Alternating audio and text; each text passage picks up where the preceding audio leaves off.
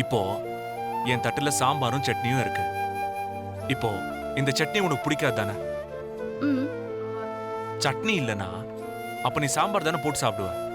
ஆமா. இது இல்லனா அதுதான். வேற சாய்ஸ் என்ன இருக்கு? ஏதாச்சும் சாப்பிட்டு தானே ஆகணும். ம். அப்போ ஒருத்தர் வெறுக்கலனா அவரை பிடிக்கும் தானே அர்த்தம்? வேற உறவுல வேணா 1000 அர்த்தம் இருக்கலாம். ஆனா காதல்ல இருக்கு இல்ல இது 2 தானே இருக்கும். அப்போ உனக்கு என் மேல வெறுப்பு இல்லனா காதல் தானே சக்தி இருக்கும். இது எப்படி நான் உனக்கு புரிய வைக்கிறது? ஹம். வேலா, காதல்லாம் சொல்லி கொடுத்து வராது, தானா வரும். அப்ப நீ கேட்கவே வேணாம். எல்லாமே நீ நினைக்கிறதுக்கு முன்னாடியே நடக்கும்.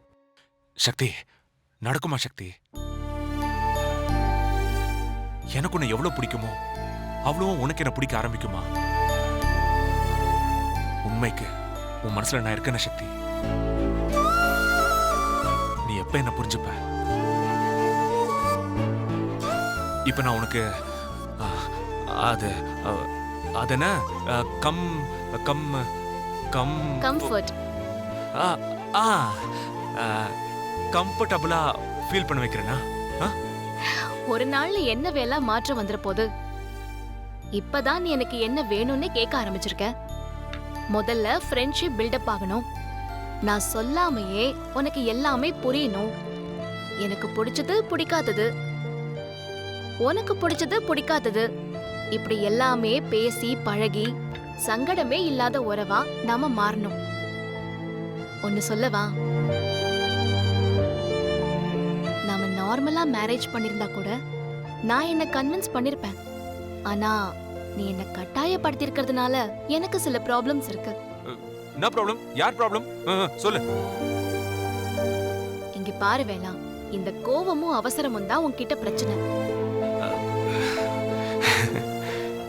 எல்லாமே உடனே நடக்கணும்னு நினைக்கிற நீ. உனக்கு பிடிச்சதுனால உடனே என்ன கட்டாயப்படுத்தி தாலி கட்டின. இப்போ உடனே வாழ ஆரம்பிக்கணுங்கிற. இப்ப அவசரமா வாழ்ந்து முடிச்சு என்ன பண்ண போற வேலா? வாழ்க்கையில ஒவ்வொரு நிமிஷத்தையும் சந்தோஷமா ரசிச்சு வாழலாம். நீ ஏன் இப்படி இன்செக்யூர்டா இருக்க? அப்படின்னா உன்னை விட்டு எதுவோ எங்கேயோ போயிடும்னு நீ பயந்த மாதிரியே இருக்க. குறிப்பா ஏன் விஷயத்துல